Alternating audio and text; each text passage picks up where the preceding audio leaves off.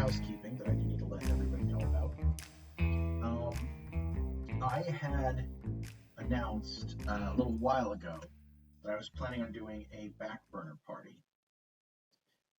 The idea of which is you get a bunch of people together and we all work on a back burner project. Just something that we haven't had the time for. It's been on our back burner. Um, and I still plan on doing that, but I'd originally announced it being on July 7th. And after a lot of thought, I've decided I do need to put it off. I just haven't had time to get it set up, which is ironic, I know.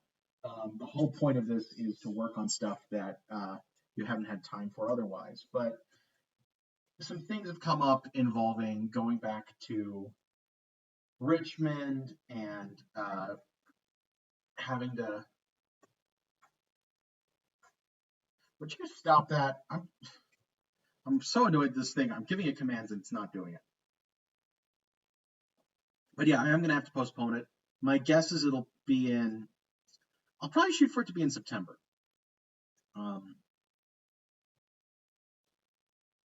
Maybe I should do it coinciding with the Kickstarter. That would actually be very interesting.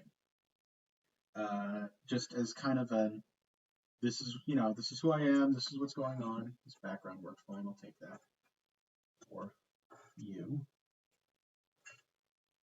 And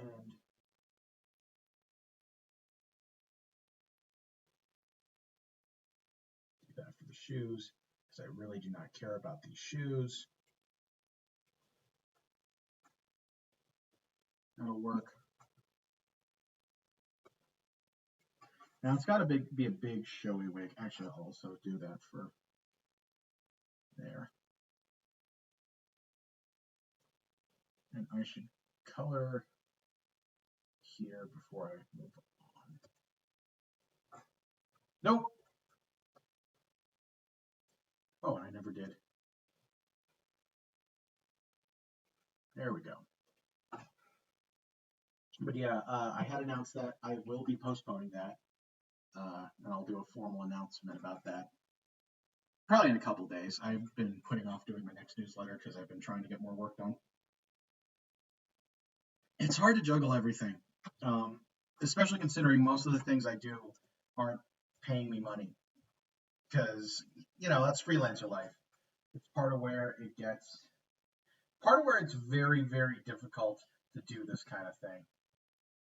It makes no sense. You know what? No, I was going to give green hair and just say it doesn't make sense. Why not? Pink hair will actually make much more sense with this color palette. So, whoop. And it'll be a big pink wig. That'll look all crazy and colorful, and we'll get across the point that's being made in this joke. So there's another side project that I've been thinking about a lot, and I don't think I've talked about it on the stream.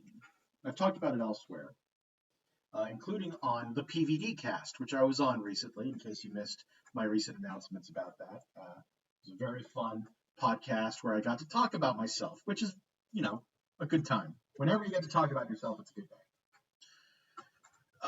But what was funny about it, I never need to flip back here. Whoop, whoop, whoop. There you go.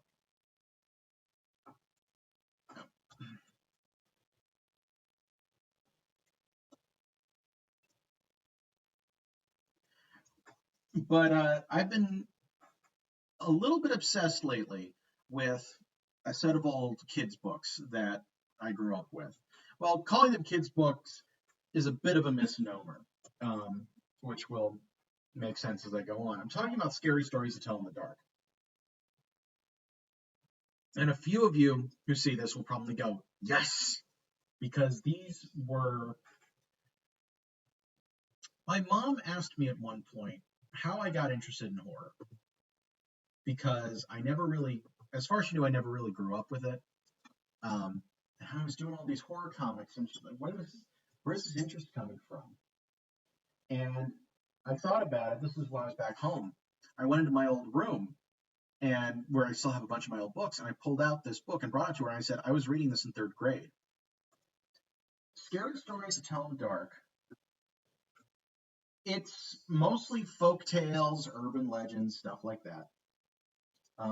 Very good ones, but and the whole thing is very well researched. But the reason most people remember it is the art. The illustrator was a guy named Stephen Gammell, Stephen Gammell, and he had this creepy, drippy style that uh, later the publishers went back and swapped him out because they're like, this is too scary. We're getting too many complaints from parents that their kids are traumatized. And the rest of us were just like, no, this art's fantastic. It's why we love it. It's going to look a little funky, but I think it'll do. I might just shorten that line a little bit. Yeah, that'll do it.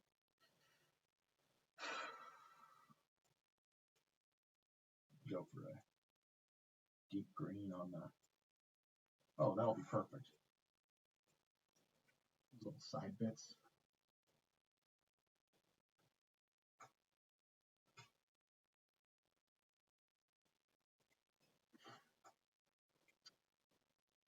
So anyway, Guillermo del Toro is making a movie based on these books, but really based on this artwork. Um, it's pretty clear that that's the ultimate goal, is just to get that art onto the big screen and tap into what everybody remembers with that. And honestly, like the story looks stupid. I mean, they've got this.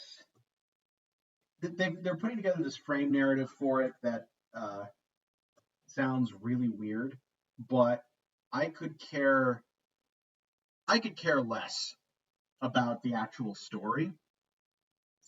What I'm really excited for is seeing this art brought to life in a new way. And while thinking about all that, I decided I want to figure out exactly how Stephen Gammell did what he did. And I did a little bit of research and I found out a couple of the tricks.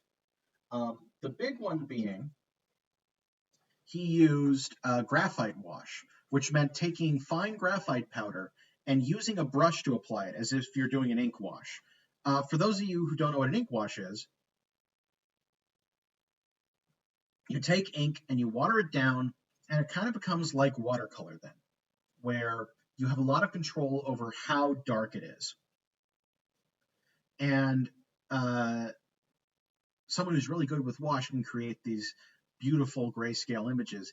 And when you do it with graphite, it also has this weird, scratchy, dusty look that is really cool.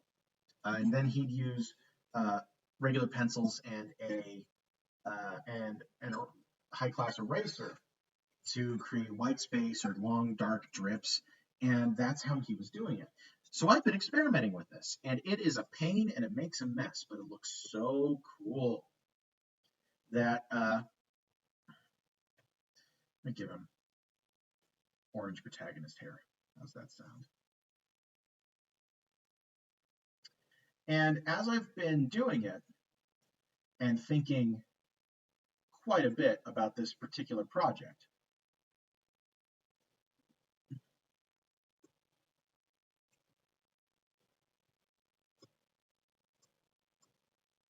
one of the other things that's been happening, because pretty much all these illustrations that I've done, I've sat down and said, okay, I need to do something using graphite wash to practice this.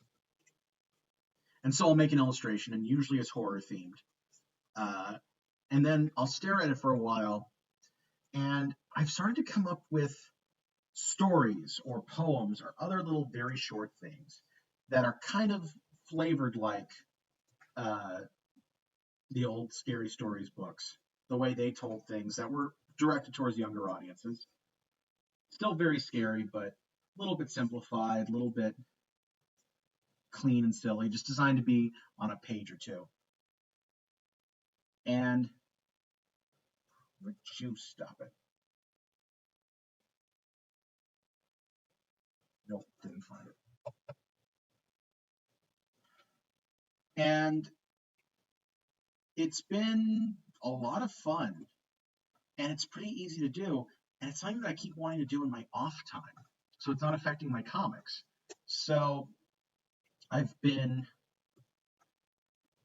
writing a couple of these, and my thinking is this might be what I do in October, besides finishing up letters, which is going to be close to done by then. But as a side thing, I may make more of these, keep writing stories for them, and collect them into a book. And if I do this, obviously I'll be spreading the word, but so you guys will know that this stuff is happening.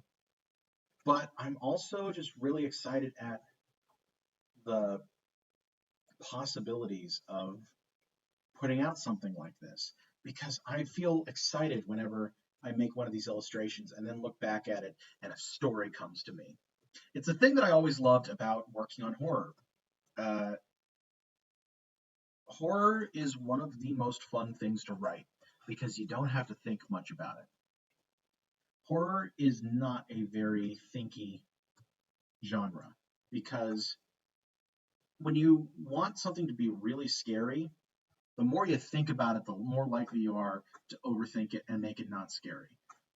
The more logic completely takes over, the worse your story ends up being. This is not universal, but it's pretty common. How come that didn't go all the way? Okay, now it does.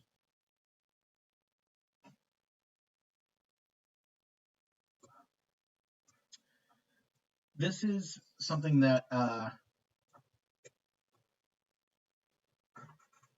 it's why I've often said that mystery is the opposite of horror. I've been very interested in mystery writing for a while. It's what Letters of the Devil is. But one of the things I discovered working on it is at the time it was the hardest thing I'd ever had to write because I had to think so hard about every single thing that happens. I'd still say it's probably the hardest thing I've ever had to write. But I've discovered that the scariest thing to write is not mystery. It might be the hardest, but it's not the scariest. The scariest is comedy, which, I mean, that's what I'm working on right now.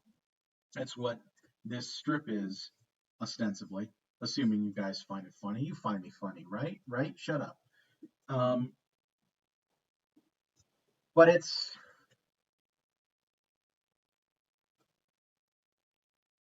so it drops a little more on me. There we go.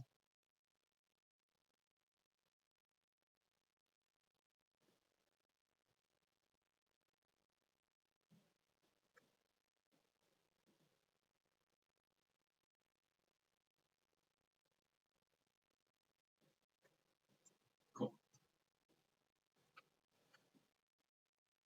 But yeah, I get excited whenever I get ideas for something to do that's horror because it's often fun and it hits a creative vein and you just have to work on it or you'll start going crazy. And that is the best feeling for a creator when you have such boundless energy for a particular subject that you have to do something with it. And the less thinky something is, the easier it is to get into that type of rhythm.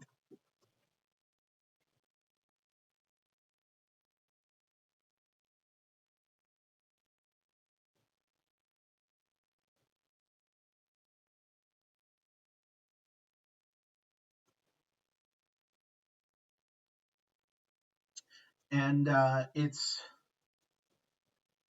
make these illustrations and I'll come up with these stories, and the stories just flow. I'll get a simple idea and I'll just run with it. I had one, I had a drawing of a hand holding a very drippy comic book. Like it's simple. I wrote a story about a little boy reading a comic in his room, and it's a horror comic, and he gets increasingly convinced that there's a monster behind him. And at the very end, he hears a voice behind him say, turn the page. I want to see what happens next, and that's the ending. Like, super simple. It's nothing crazy. It's not revolutionary, but damn, was it fun to write. And it gives just a little bit of a tingle